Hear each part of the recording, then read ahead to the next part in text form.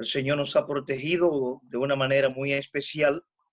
No tenemos hasta este preciso momento ninguna información de ningún hermano que haya sido pues atacado por la pandemia.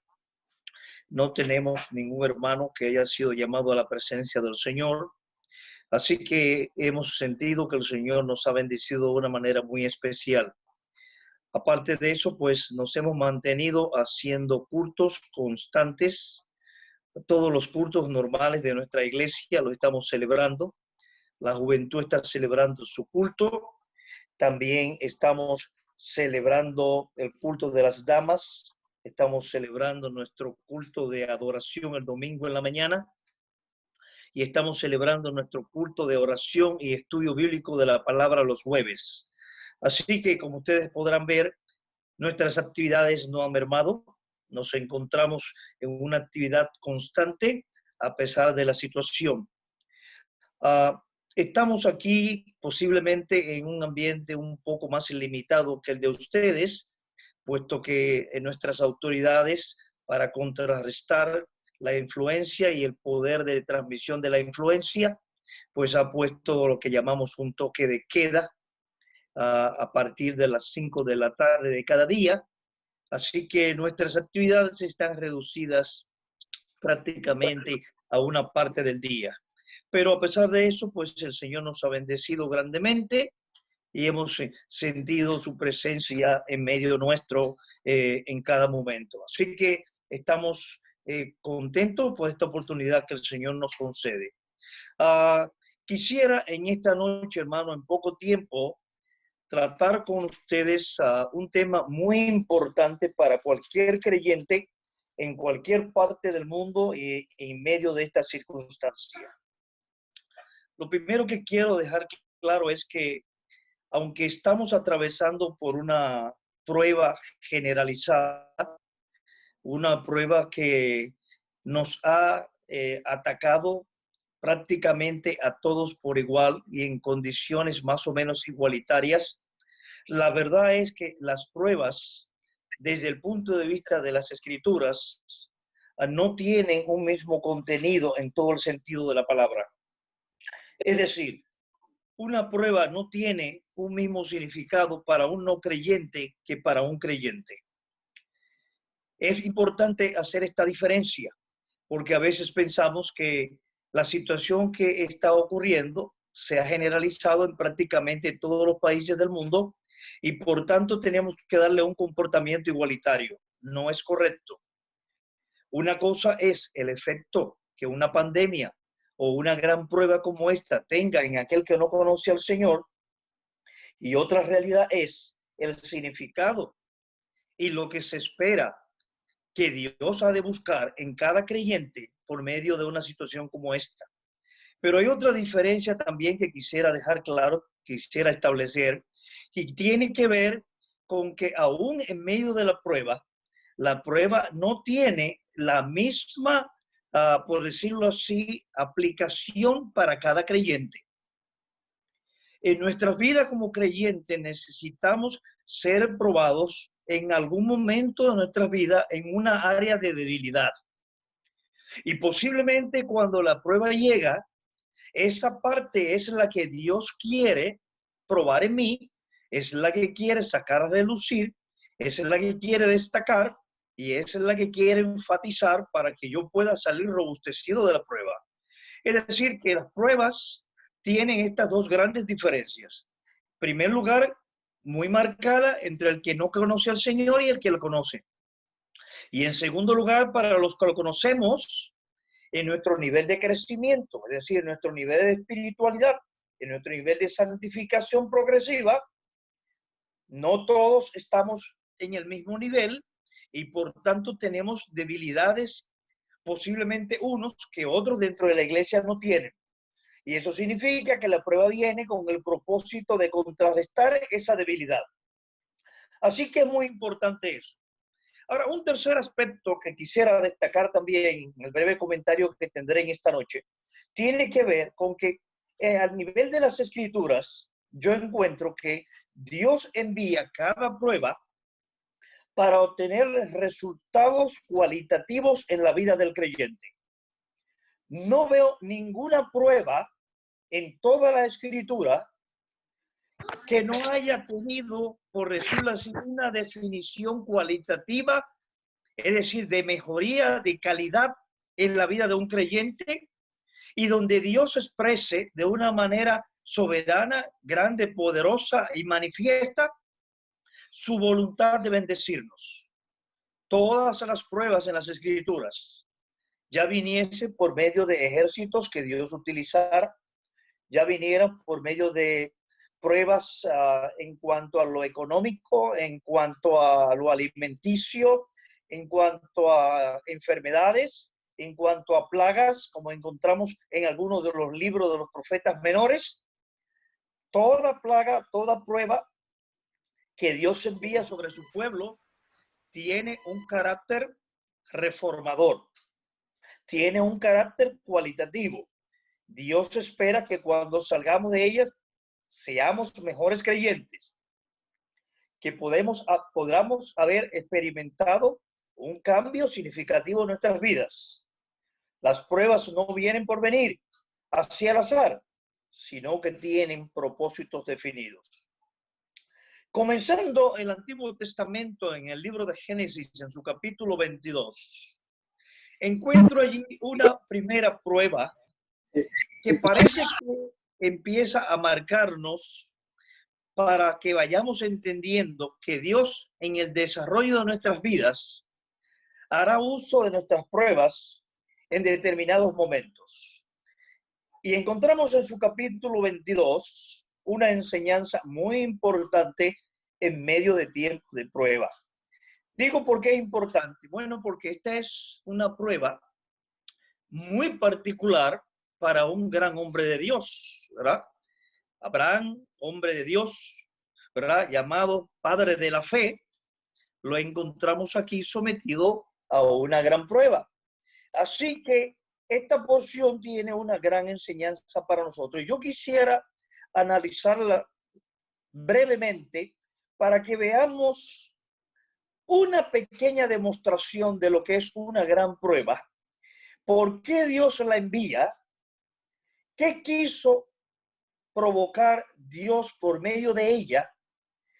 ¿Y qué resultados trajeron a la vida de Abraham? Que puede ser para nosotros un ejemplo pequeño, minúsculo, en medio de un tiempo de una pandemia generalizada, pero viendo la prueba a través de mí. Es decir, viendo la prueba a través de mi necesidad, viendo la prueba a través de lo que Dios quiere sacar de mí, de lo que Dios quiere hacer de mí en mejor condición para su gloria y para su alabanza. Les invito a que vayamos al libro de Génesis capítulo 22, verso primero. Génesis capítulo 22, verso primero, y voy a empezar a leer los primeros 5 versículos de este libro. Génesis capítulo 22 y versos del 1 al 5. Comienzo leyendo la palabra así. Aconteció después de estas cosas que probó Dios a Abraham y le dijo: Abraham, y él respondió: heme aquí. Y dijo: toma ahora tu hijo, tu único Isaac, a quien amas, y vete a tierra de Moría y ofrécelo allí en holocausto sobre uno de los montes que yo te diré. Y Abraham se levantó muy de mañana y enalbardó su asno, y tomó consigo 2 siervos suyos y a Isaac su hijo, y cortó leña para el holocausto, y se levantó y fue al lugar que Dios le dijo. Al tercer día alzó Abraham sus ojos y vio el lugar de lejos. Entonces dijo Abraham a sus siervos: esperad aquí con el asno, y yo y el muchacho iremos hasta allí, y adoraremos, y volveremos a vosotros. Vamos a dejar la lectura de la palabra hasta el verso 5, aunque voy a completar gran parte de este capítulo. Hermanos, encontramos aquí la demostración de una prueba particular. Y como decía a modo de introducción, siempre en medio de esta pandemia cuando usted sienta que la situación imperante le está siendo hostil, piense en su vida de una manera particular como creyente. Analícese usted mismo. No vea la situación generalizada como si la viéramos en una totalidad. Véala dentro de su entorno como creyente. ¿Por qué Dios me permite pasar como miembro de una iglesia, como miembro de una familia y de un matrimonio, y como creyente por esta prueba? ¿Por qué no fui yo librado de esta prueba? ¿Por qué Dios no envió esta prueba para determinadas personas o para determinado grupo de creyentes o determinadas iglesias? ¿Por qué soy yo parte de esta prueba? Y esto va a acarrear en mi vida una reflexión que me hará pensar en mi desarrollo, mi crecimiento como creyente y mi santificación. En el caso de Abraham encontramos una petición muy particular. Hasta ahora, los grandes maestros y eruditos de la palabra no se han puesto totalmente de acuerdo para aclararnos qué pudo haber motivado de parte de Dios hacerle a este hombre una petición tan singular, una prueba tan dura, una prueba tan difícil y una prueba muy especial para la vida de un hombre que, como nosotros sabemos y el texto nos enseña, durante mucho tiempo había estado acariciando algo importante en su vida, y en el momento en que lo tiene, pues Dios se presenta para hacerle una petición bastante difícil. Algunos han pensado que esta petición tiene un doble propósito. Un propósito puede ser que Dios, en su gracia, ha querido utilizar a este hombre y esta condición para enseñarnos ya en el comienzo de las Escrituras lo que él habrá de experimentar un día cuando él tenga que sacrificar a su propio hijo para entregarlo por nosotros, para que derramando su vida en la cruz del Calvario, por medio de ese derramamiento de sangre, podamos experimentar la salvación y el regalo de la vida eterna. Otros eruditos, otros grandes maestros entienden que sencillamente esta prueba tiene que ver con enseñar a Abraham que el lugar de Dios no puede ser compartido por nada. La esposa, los hijos que forman básicamente lo que conocemos como la familia de un hombre, llegan a ser un regalo extraordinario. Toda la vida del hombre, sus esfuerzos, sus preocupaciones, sus metas y propósitos están dados en función de su familia. Su esposa, alguien que Dios ha puesto a su lado para compartir un trabajo y una vida, una ayuda idónea. Sus hijos, producto de este matrimonio, son cosas extraordinarias que Dios le ha dado a un hombre. Así que dentro del ámbito de la familia están los grandes intereses del hombre. Posiblemente en la vida de Abraham, la presencia de este hijo, y nosotros conocemos ya todo lo que había pasado a Abraham durante su vida, de tal manera que aquella realidad de su hijo había sido una motivación permanente. Cuántos énfasis, cuánto interés había mostrado Abraham en tener un heredero producto de su matrimonio. Cuánta espera, paciencia. Cuántas veces, supongo yo, Abraham le habrá dicho a Dios, ¿y cuándo será? Finalmente nosotros encontramos en el libro de Génesis muchos momentos entre Dios y Abraham, hasta que Abraham finalmente puede ver realizado aquel gran sueño de tener un hijo propio suyo. Así que encontramos dos razones poderosas aquí. ¿Por qué pide Dios a Abraham que tome a su hijo, a quien ama, a su único hijo, y vaya y lo sacrifique a un lugar que él le mostrará? Ya hemos dicho dos razones posibles. Dios está utilizando en la figura de un hombre un ejemplo humano para enseñarnos lo que él experimentaría un día también cuando él entregara también a su primogénito, a su hijo amado, a su único hijo, ¿verdad? Aquel que habría de venir al mundo para morir por nosotros en la cruz del Calvario. Pero posiblemente está enseñándonos a través de Abraham también que ni el hijo ni la esposa, ni ninguna cosa que él nos haya dado en este mundo puede ocupar el lugar que le corresponde a Dios. Yo pienso que Abraham, al igual que como fue en mi vida particular como padre y en la vida de tantos padres que tenemos en nuestras asambleas y en nuestra asamblea particularmente de Villajuana, le he visto como ese hijo que nace, esa hija que nace, ocupa un lugar tan importante en su vida que todo gira en torno a ese niño o a esa niña.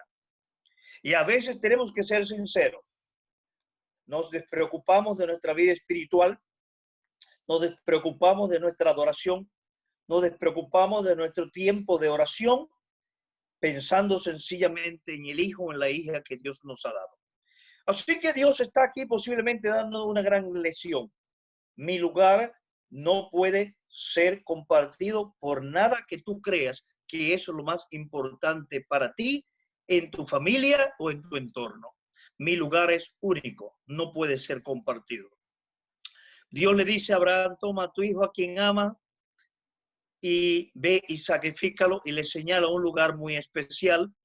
Los que somos creyentes, cuando oímos hablar del monte Moriah, sabemos específicamente a qué se refiere, aquel lugar, ¿verdad?, escogido para la edificación del templo de Jerusalén, aquel lugar que habría ser, por decirlo así, el lugar geográfico.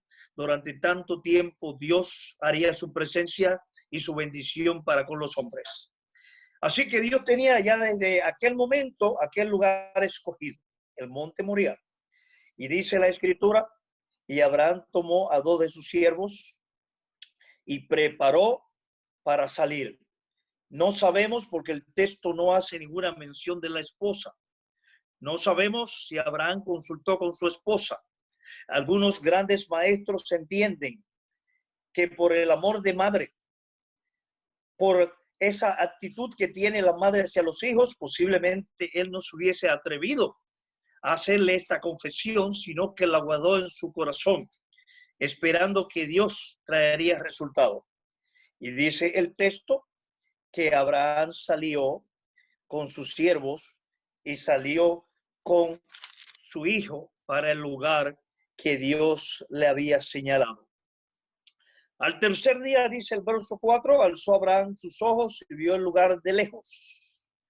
Entonces dijo Abraham a sus siervos, esperad aquí con el asno y yo y el muchacho iremos hasta allí y adoraremos y volveremos a vosotros. Este versículo es un versículo totalmente extraordinario. Es un versículo que llama la atención detenerse para analizarlo, porque enfatiza una acción de fe y una comprensión de lo que es la soberanía y la grandeza de Dios inigualable. Dios le ha dicho a este hombre, toma a tu hijo, a tu unigénito, a quien ama, y ve y sacrifícalo.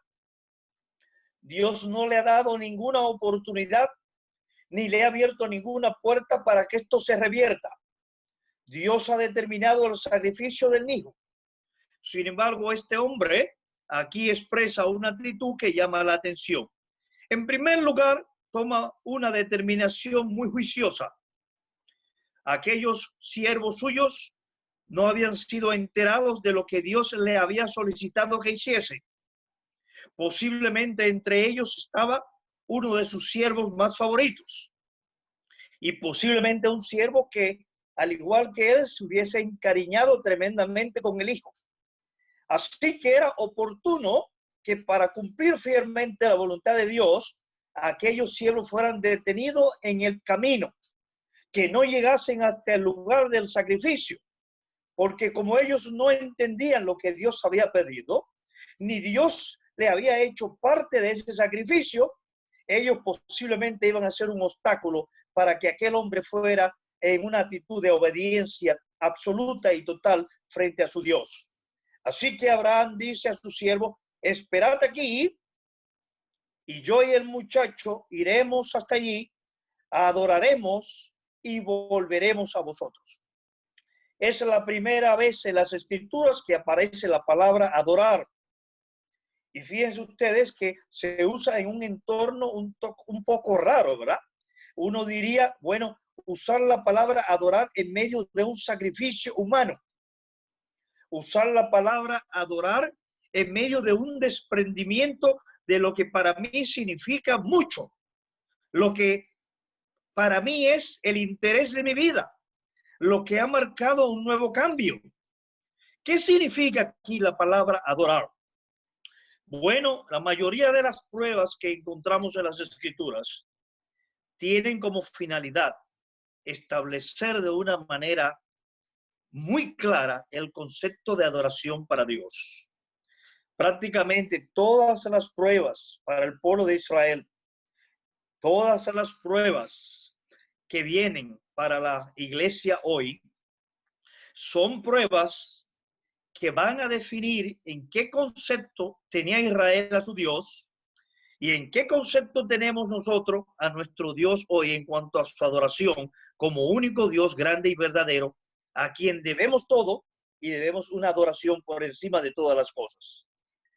Aquí Abraham usa la palabra adorar, pero Dios no le ha dicho que adore conforme a la adoración propia de un patriarca. Esa no era la adoración que se demandaba para un patriarca en aquella época. Sin embargo, él usa la palabra adorar cuando Dios le ha pedido que sacrifique a su hijo. Hay que entender que Abraham ha entendido profundamente que para Dios la obediencia, para Dios no negarle nada de lo que él pida, es un grado supremo de adoración. Dios se siente satisfecho cuando sus hijos le valoran en cuanto a sus peticiones, cuando todo lo que él desea está por encima de lo que nosotros admiramos, de lo que nosotros amamos y valoramos como importante en nuestra vida. De ahí que la palabra adoración en este entorno de prueba tiene un significado muy importante. Y pienso que posiblemente podemos aplicarlo a la situación por la que estamos pasando hoy también. ¿Qué está pidiendo Dios de mí en medio de esta calamidad generalizada en el mundo hoy? Pero de una manera particular de mí. ¿Qué está pidiendo? Posiblemente está pidiendo más tiempo de oración. Posiblemente me está pidiendo más tiempo con mi familia en un entorno de adoración conjunta. Posiblemente me está pidiendo mayor tiempo para leer su palabra. Posiblemente me está pidiendo un ambiente de, a través de la electrónica, mantenerme más en contacto con mis hermanos de la iglesia, mostrando amor fraternal. Muchas cosas Dios puede estarme pidiendo que significarán para él una adoración de un hijo suyo. Así que en medio de la prueba es importante observar siempre lo que Dios está pidiéndome en cada momento para cada uno de nosotros. Ahora, fijémonos, hermanos, que aquí hay una demostración de fe realmente extraordinaria. Dice Abraham, adoraremos y volveremos a vosotros. Bueno, pero el concepto aquí pluralizado, ¿verdad? Es un tanto chocante porque Dios ha dicho, sacrifícame al hijo. ¿Cómo dice él? Iremos, adoraremos y volveremos a vosotros. Esta es una expresión de fe extraordinaria. Pasaremos por la prueba, pero Dios en medio de la prueba se glorificará y en medio de la prueba Dios va a hacer gran demostración.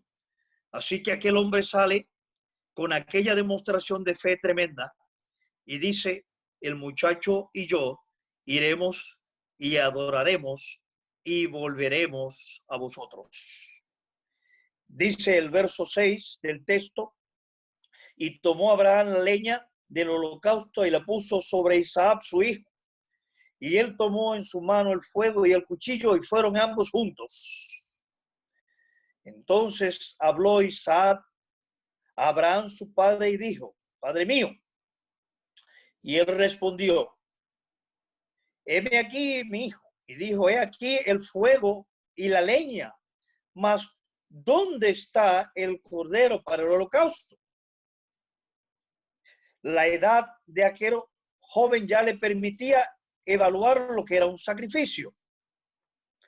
Posiblemente él había estado en presencia de algunos actos de sacrificio que su padre pudo haber realizado en su condición de patriarca. Y él entendía que el cordero representaba la víctima, la parte importante del sacrificio.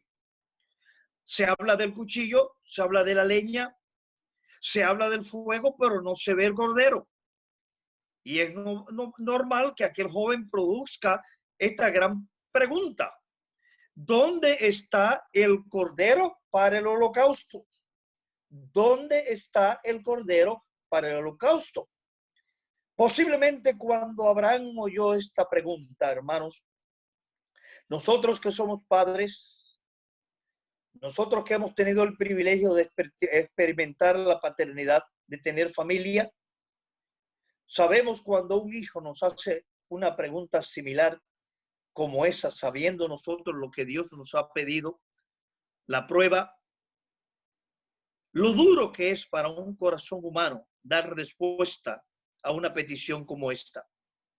¿Qué podía responder frente a una interrogante tan profunda? Sabiendo el padre que el propio hijo era el cordero escogido para el sacrificio. No podía declarárselo. Pero ¿cómo iba a responder a aquella pregunta? Ahora, la fe siempre trae respuesta independientemente del momento de la prueba.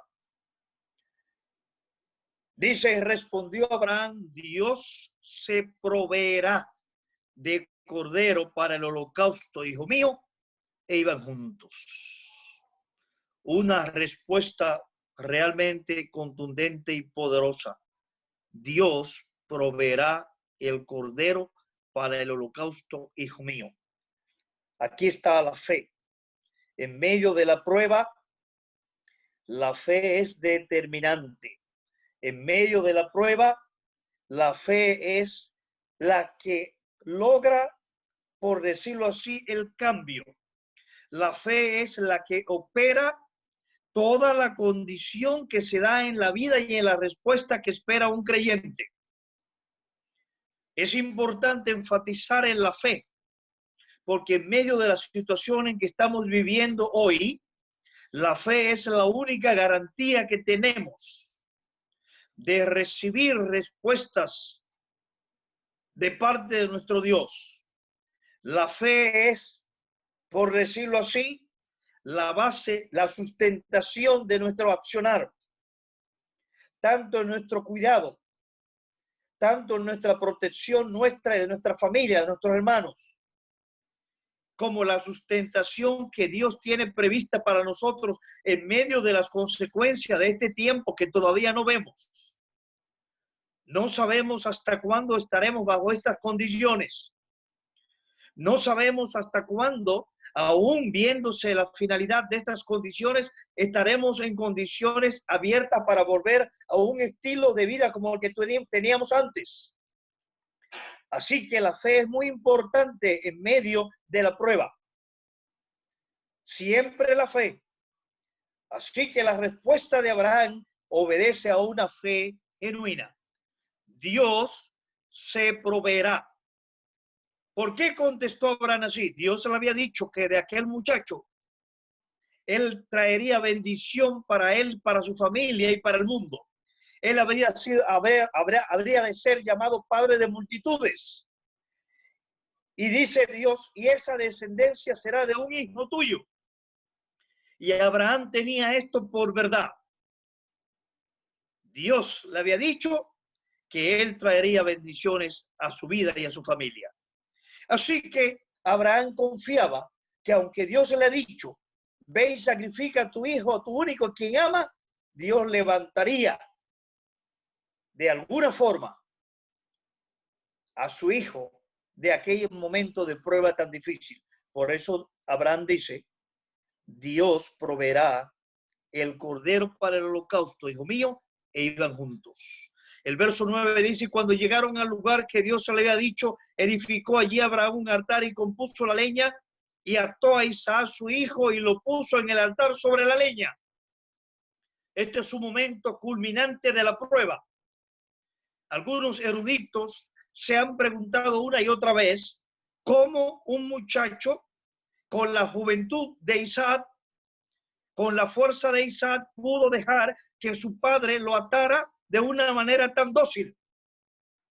Hay que entender que aquel muchacho había sido educado en obediencia a su padre. Y aquel joven, aunque no entendía lo que su padre estaba haciendo, estaba dejando que su padre actuara, porque había sido educado así. Él no sabía lo que su padre tenía en mente hacer, pero tenía obediencia. Así que él, de una manera pacífica, en paz, dejó que su padre actuara. Y su padre compuso la leña y ató a su hijo y lo puso al altar sobre la leña. La parte culminante de la prueba para cualquier hombre cuando tiene que someterse a un caso como este es lo que encontramos en el verso 10. Es algo que no es fingido, es algo que no es una película, es algo que es una realidad porque está escrito aquí con palabra inspirada. Dice, y extendió Abraham su mano y tomó el cuchillo para degollar a su hijo. No de una manera fingida, sino de una manera real y efectiva para cumplir por medio de la fe lo que Dios se le había demandado. Así que aquel hombre está actuando con un corazón abierto, con un corazón lleno de fe y con un corazón siempre sujeto a la grandeza, a la soberanía y al poder de su Dios. Él no sabía las consecuencias que habían de derivarse de aquel acto, pero él conocía la grandeza y la soberanía de su Dios. Así que dice la Escritura, lo hace con sinceridad y levanta el cuchillo para el sacrificio de su hijo. Verso 11, entonces el ángel de Jehová le dio voces desde el cielo y dijo, Abraham, Abraham. Y él respondió, heme aquí.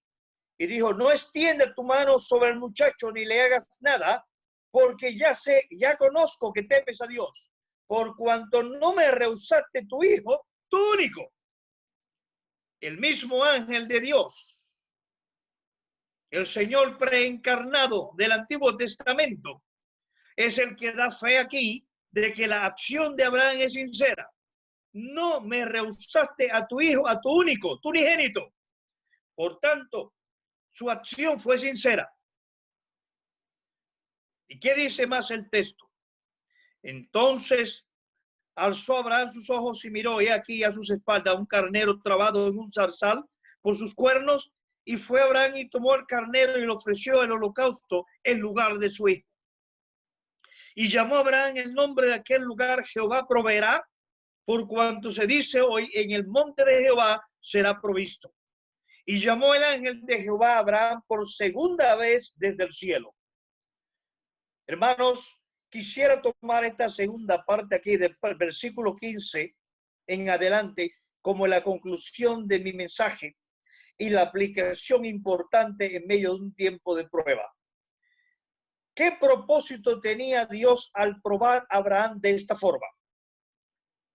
¿Qué propósito tenía Dios al llevar a la vida de este hombre una prueba tan difícil? ¿Cuántas pruebas difíciles ha tenido usted en su vida? Posiblemente no antes de ser cristiano, después que el Señor le llamó. ¿Por cuántas pruebas ha pasado usted? ¿Ha tenido grandes pruebas personales? ¿Ha tenido grandes pruebas familiares? ¿Ha tenido muchas pruebas en el entorno laboral? ¿Ha tenido muchas pruebas en el entorno social con sus vecinos y su hábitat? ¿Cuántas pruebas ha experimentado usted en su vida? Bueno, todas las pruebas que haya tenido deben ser siempre analizadas porque todas ellas tienen propósitos. Como decía a modo de introducción, nunca Dios nos permite pasar por una prueba o envía una prueba a nuestra vida que no tenga un propósito de bendición para los suyos. No importa el nivel de la prueba, no importa qué tan difícil pueda ser la prueba, no importa el costo de la prueba, Dios siempre la envía con propósito de bendición para sus hijos. Todas las pruebas que encontramos en el Antiguo Testamento, a través de los profetas mayores, a través de los profetas menores y a través de otros hombres, fueron con la finalidad de hacer volver a su pueblo a una adoración sincera, de que su pueblo disfrutara de grandes bendiciones. Por eso decía Moisés en los últimos momentos ya de su vida: si eres obediente a tu Dios, si siempre la adora, Él te bendecirá en todas las cosas. Nada te hará falta. No vendrán enfermedades a ti. Su bendición estará de continuo sobre ti y serás bendecido en grandes cosas. Pero el día que dejares a tu Dios, vendrán grandes pruebas contra ti para hacerte volver nuevamente a sus caminos. Dice el verso 15 para ya terminar: y llamó el ángel de Jehová a Abraham por segunda vez desde el cielo y dijo: por mí mismo he jurado, dice Jehová, que por cuanto has hecho esto y no me has rehusado tu hijo, tu único, de cierto te bendeciré y multiplicaré tu descendencia como las estrellas del cielo y como la arena que está a la orilla del mar. Y tu descendencia poseerá las puertas de tus enemigos. En tus simientes serán benditas todas las naciones de la tierra. Y las puertas de tus enemigos, ¿verdad?, las poseerá. Por cuanto obedeciste a mi voz. Oh, hermanos, ¿cuántas bendiciones hay aquí después de la prueba? ¿Fue una prueba difícil? Sí. ¿Fue una prueba que llamaríamos extrema? Posiblemente sí. Pero fíjense las cosas que Dios tenía reservada para que él. Por cuanto no has hecho esto y no me has rehusado a tu hijo, tu único hijo, de cierto te bendeciré y multiplicaré tu descendencia como las estrellas del cielo y como la arena que está a la orilla del mar. Y tu descendencia poseerá las puertas de tus enemigos. En tus simientes serán benditas todas las naciones de la tierra, por cuanto obedeciste a mi voz. Hermanos, que estas palabras queden en nuestros corazones y en nuestras mentes, y en medio de la prueba entendamos que Dios la envía a nuestras vidas con propósitos definidos, y que luego que pasemos esta prueba, Dios traerá grandes bendiciones para cada uno de nosotros, para su pueblo y particularmente para cada creyente. Dios nos ama, Dios se preocupa por nosotros, Dios envió a su Hijo Jesucristo para morir por nosotros y entregarlo, y nos ha dado el regalo de la vida eterna. Nos ha dado la garantía de vida eterna y nos ha dado la promesa de estar con Él para siempre. Por eso le dijo a sus discípulos en uno de los mensajes que pronunció allí en el aposento alto, en los últimos momentos después de haber instituido la Santa Comunión: no se turbe vuestro corazón, creéis en Dios, creéis también en mí. En la casa de mi Padre muchas moradas hay. Voy pues a preparar lugar para vosotros, para que donde yo esté, vosotros también estéis. Así que el Señor permite las pruebas en nuestras vidas, pero esas pruebas tienen resultado y tienen bendiciones. Que en medio de esta prueba que estamos pasando, miremos a nuestro Dios, analicemos qué significa esta prueba en mi vida de manera particular. ¿Qué necesito yo cambiar? ¿Qué necesito yo mejorar? ¿Qué necesito yo santificar más? Y vamos a ver que después de esta situación, Dios nos va a mostrar grandes bendiciones. Hermanos, que el Señor le bendiga grandemente a ustedes. Que el Señor bendiga a todas las iglesias de Chile. Que el Señor bendiga a todas las iglesias de Sudamérica. Que su palabra corra. Que en este tiempo haya bendición para cada iglesia, cada familia y para cada creyente de manera particular.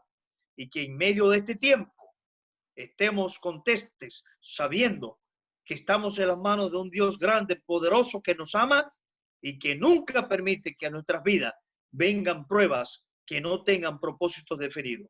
Que el Señor pues le bendiga y que este tiempo y estas palabras sean de grandes bendiciones para ustedes y para todas nuestras iglesias. Que el Señor nos ama y el Señor nos bendiga grandemente. Amén. Así sea.